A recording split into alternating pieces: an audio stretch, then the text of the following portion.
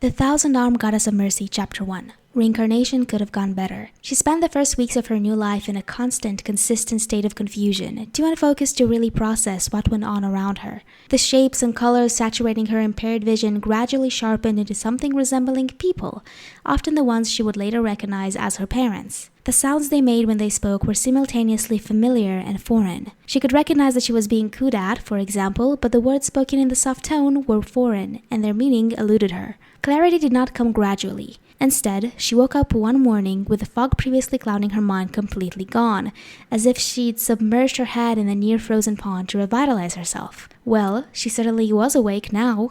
In fact, she was finally aware enough for her baby senses to become completely overwhelming in their distortion, and proceeded to spend the next day projectile vomiting absolutely everywhere. She was vaguely aware of her parents carrying her out of the house at some point, but only spared it thought when her nausea subsided as suddenly as it had appeared. Opening her eyes brought her face to face with a person-shaped blob with long brown hair and white attire. There was a flash of green there too, though she wasn't sure if it came from the same person or from another. Either way, with the issue seemingly resolved, she was too exhausted by the whole ordeal to do anything but immediately fall asleep. When she next woke, the illness was back in full power. She had just surrendered herself to another day of feeling like absolute shit when a spoonful of liquid was shoved into her mouth, tasting so foul it couldn't be anything but medicine. The syrup was hard to keep down, but she managed it somehow, earning a pleased hum from her probably mother who had fed it to her. The nausea wasn't gone this time, but it was nowhere near as bad as it had been before. She almost cried from the sheer relief of the realization, but held back lest she worried her mother. She spent several more days doing little more than sleeping, eating, and taking the gross medicine before her mind had cleared up again. Enough for her to realize that she was a fucking baby because what? How the fuck did that happen? She considered that she might be hallucinating at first, or that the memories she had of another life were just daydreams. Some of the visions plaguing her mind were too vivid to fit into that mold though, especially the ones surrounding her death. So she was reborn. Okay. That's okay, right? She had plenty of time to figure things out before anyone would expect any adulting from her. She didn't even have to talk yet. She could do this. She could totally do this. Except no, she couldn't. The world she had been reborn into looked a lot like the one she'd lived in before. Her new birthplace was decidedly more rural, judging both by the design of her house and people's attire. The language, which she tentatively began trying to make sense of, made her pin her location to somewhere in Asia. No issues so far. She could stand to learn another language, and her privileged upbringing in her other life would cover whatever her new family could not provide for. In terms of education, she should have known that she'd carry her shitty luck from her past life into this one though. It was a day like any other that her hopes of a good life were shattered. She'd been getting better recently, and the doses of medicine she was fed have been gradually growing smaller. Her mother finally elected to take her outside the house, carrying her bundled up form into some sort of park or a very, very big garden. She was left to crawl around on the soft green grass covering every last bit of the ground beneath, protected from the sun by the shades of absolutely gigantic trees, the fallen leaves of which she ended up playing with.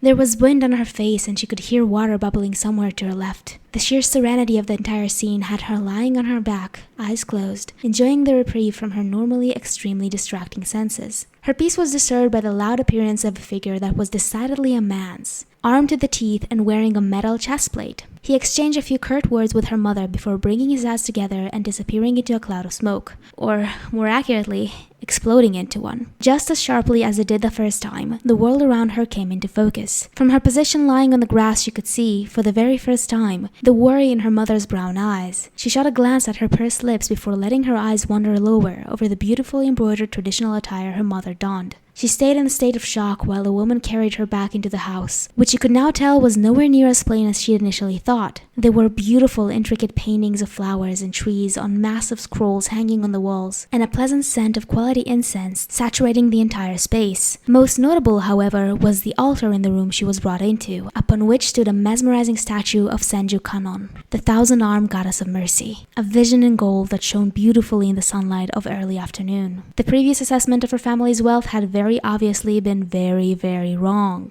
Her mother did not wear a forehead protector. Her father, who arrived at the house soon after them, did. The two adults proceeded to converse as if nothing at all was amiss, as if their daughter had not recently been brutally murdered only to be reborn into a world perpetually plagued by war and near unimaginable violence. As babies are wont to do, she cried. If her parents caught on to the fact that her tantrum was, in any way, different from the ones she usually threw, they didn't show it. Realizing that she was in the Narutoverse was not the last of it. Her parents only ever called her Tsuna, but her full name was fucking Tsunade. Senju Tsunade, probably, judging by the fact that her grandfather, who absolutely doted on her, was often referred to as Hokage-sama. Being reborn as Tsunade was even more fucked up than simply being reborn into a world she previously thought was fictional because really, was she so unlucky that she had to lose even the reincarnation lottery? Fuck that! The fact that she would be not so gently guided onto the path of a kunoichi was not one of her many qualms with her new life. The Senju, like most other shinobi clans, were patriarchal. She'd be expected to make genin, sure, but no one would push Tsunade to advance any further in the ranks. In fact, she was certain that she would be encouraged to settle down with a nice man picked by her parents as soon as she was of age. Ugh. Oh, the perks of not being the clan heir. Her future brother, who she was pretty sure was supposed to die as a kid, will have no such luck. What did irk Tsunade about her family placement was the fact that she was born like 40 years before the main plotline of the series. She knew just enough to inevitably feel bad about it when things went south, but not enough to prevent them from doing so. Which was fantastic. Really, just fucking great. Tsunade didn't spend much time considering whether or not she would even be using her ill-gained knowledge. She had inevitably already changed things just by being reincarnated into this world as a key player like Tsunade. There was no point in trying to let events play out naturally and hope that the good guys still won in the end. They might not. Who knows if you can even have plot armor when a story becomes reality. Either way, Tsunade will be interfering with fate. She'll probably start wreaking havoc as soon as she is able, which only left the question of how. She didn't feel particularly inclined to follow the other Tsunade's route. She was a different person, naturally, with different desires and ambitions, different hopes and dreams. More than anything else, she wanted what she was denied in her last life: peace and health and a loving family. She's unlikely to get any of the above if she walked the already trodden path, seeing as Tsunade was a killer for hire and the last scion of her entire clan. There was no rush in figuring out how she was going to get what she wanted, though, at least not yet. Tsunade was just starting to get the hang of the local tongue and making brave attempts at walking. No one will expect her to be making life decisions in quite some time. So, rather than dwell on the heavy burden that will likely accompany her for the rest of her life, Tsunade allowed herself to enjoy being a child. Her parents, Hiroki and Yoko, were pretty fucking great. Hiroki often disappeared for long missions, but he made sure to be present and active in the time he did spend with his daughter. He taught her how to hold on to him when sitting on his shoulders and gave her tours of the village, sometimes bringing her to the Jonin headquarters to entertain his friends. He started teaching her how to swim, or rather float, pretty early on too, which wasn't surprising considering they belonged to a shinobi clan. Practical skills were not something she was opposed to learning, ever. Her mother seemed to really enjoy the whole parenting shtick too. Senju Yoko spent countless hours softly speaking to her daughter, who could understand one word out of 20 said, patiently and kindly helping her learn how to communicate. She played with Tsunade often, and oddly enough, the games were interesting. They were mainly designed to improve her dexterity, which was severely lacking at the time thanks to her chubby infant fingers. Ugh. Her favorite people, though, were her grandpa and his brother. She felt bad about it at first because she didn't want to ignore all the hard work her parents put into caring for her, but the brothers were just so fun. They didn't shy away from throwing her high into the air then catching her, or taking the scenic route, read the roofs, through the village when carrying her. Hell, they even played catch with her as the ball once. Tsunade had literally pissed herself from laughing too hard, and she had absolutely zero regrets about the whole thing, thank you. Hashirama, who had already passed the hat to his brother at the time, had more time and energy to spare. He was very in-your-face about his adoration for his granddaughter, and would often come by the house to kidnap her unannounced. Her mother seemed to find it hilarious, judging by her secret smiles, but only ever shook her head at his shenanigans. Tobirama, now the second Hokage, lacked his brother's general cheer. He never turned down an opportunity to hold her when it came by, but didn't go out of his way to have a turn caring for her either. He didn't seem very happy. The Hokage obviously found meaning and purpose in his work, but she wasn't sure if it actually brought him any joy along with it. Tobirama never smiled or laughed or joked, but he never yelled or showed sadness either. Tsunade wasn't sure if she ever saw him showing any emotion at all. She'd lived as an adult before though, so she knew that it didn't necessarily mean that her granduncle was miserable. People found joy in different things and broadcasted them in different ways. She shouldn't be comparing him to his brother in that aspect. What Tsunade did do, however, was very insistently shower him with just a bit more affection than she did anyone else. She gestured for him to carry her whenever his hands were free,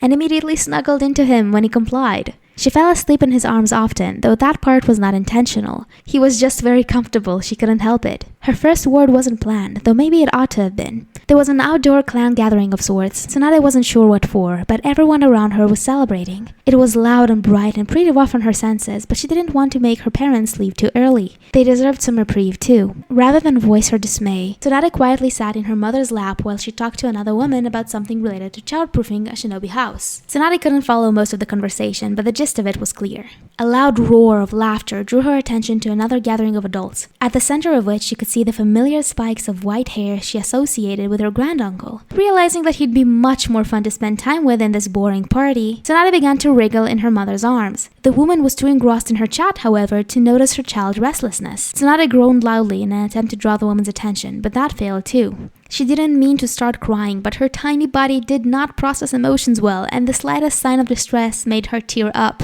Her sobbing inevitably alerted her mother to the issue. It seems that Tsunade is getting tired, she told her friend, her features twisting into something between apology and misery. It is getting late, agreed the other woman, an older redhead wearing a forehead protector etched with a design that was decidedly not Konoha's insignia. Her mother brushed a strand of long blonde hair behind her ear and nodded solemnly. We should be going. That wasn't what Tsunade wanted though, so she began struggling in her mother's grip again. She managed to get her hands free and raise them in a general direction of her granduncle. There, cooed her mother, picking her up. She quickly said her goodbyes and headed towards their home. Oji! Tsunade cried out, not even registering that it was her own voice that spoke the word. Oji!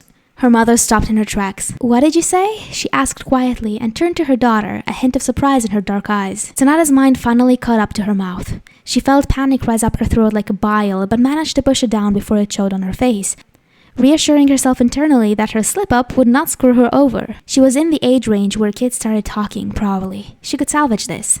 Rather than try and hide her mistake, Tsunade decided to roll with it. Oji, she repeated stubbornly, once again reaching with her arms to the same direction as before. A soft smile split her mother's face. I see, she said softly, and nodded, beginning to head in the direction of the target Tsunade had set. She didn't praise her daughter for the accomplished feat, nor did she seem upset about her first word being a demand for her uncle. She held Tsunade a little tighter as she walked, though, and pressed a kiss to her forehead. Sorry to interrupt, she began demurely, stepping into the circle of shinobi currently monopolizing the Hokage's attention. Tsunade asked for you to hold her. The man's white brows rose, but he plucked the girl from her mother's arms without complaint. She talks? He asked, his voice a deep rumble that reverberated where Tsunade's cheek rested on his chest. She does now, replied her mother, mirth saturating her voice. There was something teasing in it too, smug perhaps, but Tsunade couldn't name it without further input from her mother's expression, which she currently could not see. She chose that moment to find her granduncle's gaze, shoot him the widest grin she could master, and cheerfully say, Oji! As she extended her arms towards him again. He didn't smile. He never smiled. But there was a very obvious shifting of something in his red eyes, and, like her mother before him, Tobirama held her a little tighter. Enjoy your night, Yoko-san, he told her mother, voice a little hoarse. I'll watch her for a while. Oji, Tsunade firmly agreed, feeling a little bit like Groot. It would be weird if she started talking though, right? She'll call for her mom next week or something. Tobirama did indeed keep her occupied for a while longer. Tsunade happily spent that time playing with his hair once he had seated her atop his broad shoulders, trying to make sense of the conversations he had. Japanese was a difficult language to learn, but she already knew enough to infer the meanings of at least some of the words that popped up often in their conversation. She didn't remember falling asleep, but she must have.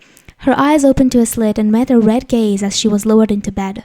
Her granduncle donned the same stoic expression that he always did, but there was warmth in his eyes, and it spread until Tsunade could feel it in her own belly, too. She felt loved. Oji, she whispered, giving his hand one last squeeze, then fell back asleep.